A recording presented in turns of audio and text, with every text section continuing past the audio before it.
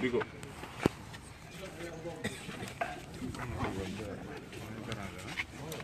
Ya baax na foofu. bu baaxee ñu demal ah. Regarde où? Tout droit. Sadou, Ah, si c'est bon, on peut démarrer. non, attends, Ara Bouga. Bouga Diop Diané. Sadou. dañ laa ñu ngi yow. Non, attendez. Attendez.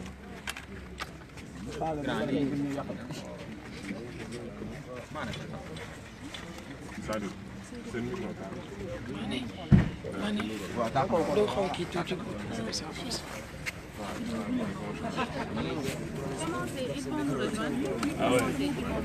Ok, donc on démarre. Hein? Action.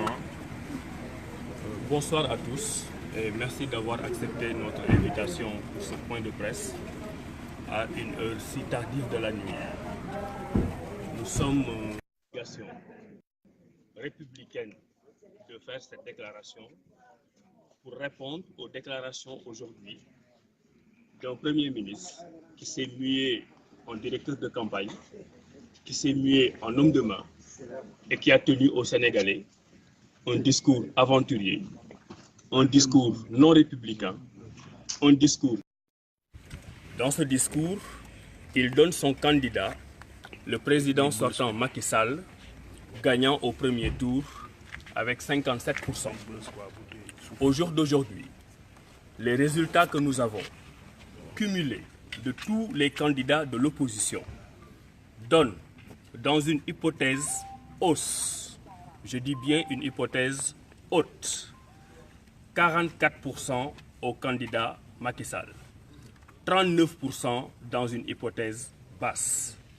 Ce qui signifie que les 4 candidats de l'opposition cumulent dans une hypothèse haute 61%, dans une hypothèse basse 56%.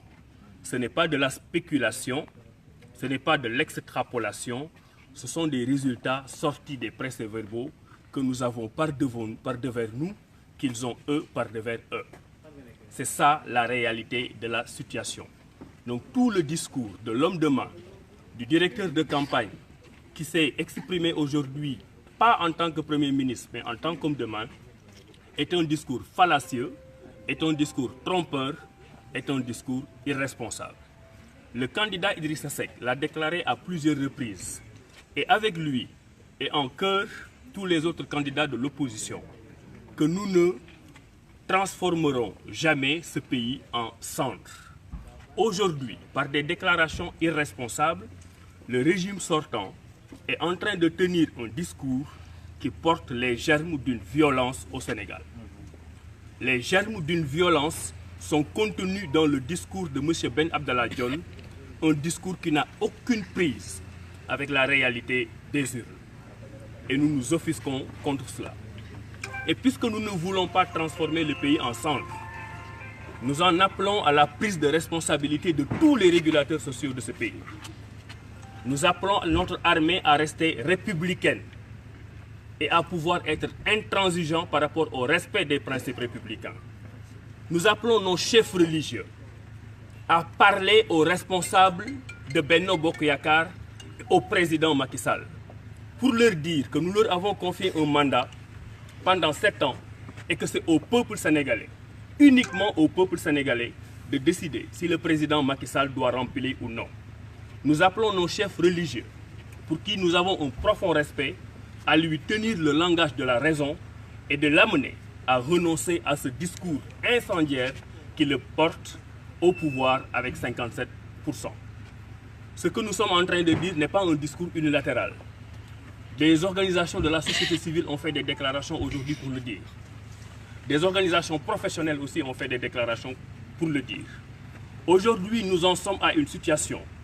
Si le président Macky Sall, si M. Boun Abdallah Dionne ne reviennent pas sur leur déclaration de 57%, les leaders de la coalition IDI 2019, avec et en concert avec les autres candidats de l'opposition, vont exercer leurs droits républicains dans toute son étendue et dans toute son entièreté. Nous descendrons dans la rue, nous allons reprendre ce qui nous a été donné par les urnes, nous le faisons de façon républicaine, mais nous le faisons de façon ferme pour que ceux qui sont au pouvoir aujourd'hui comprennent que le mandat qui leur avait été donné est terminé et que inéluctablement, inévitablement, statistiquement, mathématiquement, sociologiquement et socialement, il y aura un deuxième tour à cette élection présidentielle du Sénégal du 24 février 2019. Assalamu alaikum mbooloo ñu ngi leen di gërëm di leen sant ci ni ngeen ñëwee wuyuñu ci heure bu guddi bi nga xam ne woo nañ leen ci gënaluñu mais ki nga xam ne dafa tudd Mohamed Boun Abdallah Dionne ñu ne mooy premier ministre du Sénégal te tey taxawul taxawaayu premier ministre du Sénégal dafa def déclaration ci RTS télé boo xam ne ñun ñëpp ñoo ko bokk ñoom ñu def seen breaking news pour wax ne Boun Abdallah Dionne wax ne le président Macky Sall am na 57% te gagné na élection présidentielle bi au premier tour ñuy wax ne déclaration boobu du déclaration bu responsable du déclaration ko kilifa gu mat du déclaration kilifa goo xam ne da nga bëgg a jàmm sa réew déclaration la boo xam ne ni nga koy waxee ak na mu ko waxee ak fa mu ko waxee dafay tax violence am ci dëkk bi parce que du déclaration buy woote jàmm ñun ak yeneen candidat de l'opposition yi ba ñu defee suñuy calcul jëlee ko ci ay procès-verbaux yoo xam ne mu ngi jógee ci bureau de vote yi donc du lu ñu inventé loolu li mu joxe tey fi may wax ak yéen nii ci guddi bi mooy que ne président Macky Sall bu neexee ba neex ci moom dina am 44% waaye mën na wàcc ba 39%. loolu li muy tekki mooy waa opposition yëpp boo leen boolee mën na neex ci ñoom ba ñu am 61%. bu naxaree ba naxari ñu am 56%. li muy tekki mooy toll nañ situation boo xam ne président Macky Sall mënul gagner premier tour ci côté boo ko calculer mënul gagner premier tour muy ci mathématique muy ci statistique muy ci sociologie électorale muy ci tendance yi ñu jot muy ci procès-verbaux yi nga xam ne ci la ñu liggéeyee mënul gagner premier tour. donc yebal premier ministre am muy directeur de campagne am wala homme de main am muy def déclaration boobu. dafa mel ni moom moo nekk di ruux sénégalais yi pour sénégalais yi jàmm ji nekkoon ci ñoom génne am violence boo xam ne daf koy tasaare ci dëkk bi te violence boobu bu amee c'est sa responsabilité. Ce n'est pas la responsabilité de l'opposition.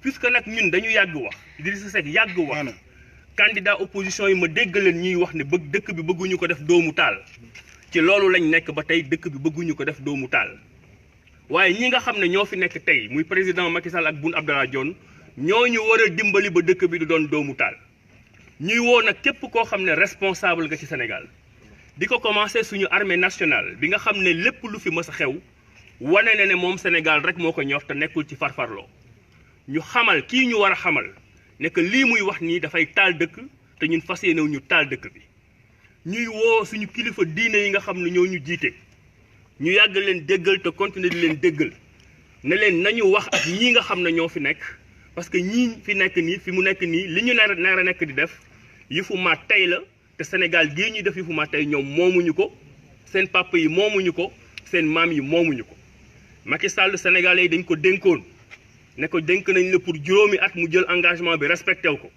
ñu dollil ko ñaari at yooyu ba mu jeexee dafa war a tegaat pouvoir am en jeu mooy comme ni mu def tey mais respecté li nga xam ne moom la Sénégalais yi décidé donc tey boo leen xoolee am na ay organisation société civile yu wax am na organisation professionnelle yu wax donc wax bi nekkatul rek waxu ay politiciens yoo xam ni dañu bëgg jël nguur wax bi dafa nekk waxu askanu Sénégal boo xam ni ñoom ñoo xaar juróom-ñaari at pour tànn seen njiit dem ci seen urne yi voté fa lii ñu voté ñu bëgg ko foqati muy nekk coup d'état loolu sénégalais yi duñu ko nangu ñun duñu ko nangu donc ñun li ñuy rappeler mooy leader yi nga xam ne ñoo nekk suñu coalition leneen leaderu opposition bi nga xam ne tey ñoom la ñu bëgg a foqati seen ay élection pare nañ pour ànd ak jeunesse bi ànd ak askanu Sénégal bi nga xam ne ñoo leen voté tey te ñu bëgg ko foqati wàcc ci tali bi jàkkaarloo ak Macky Sall waxtaan ak moom te fàttali ko ne violence bu amee ci dëkk bi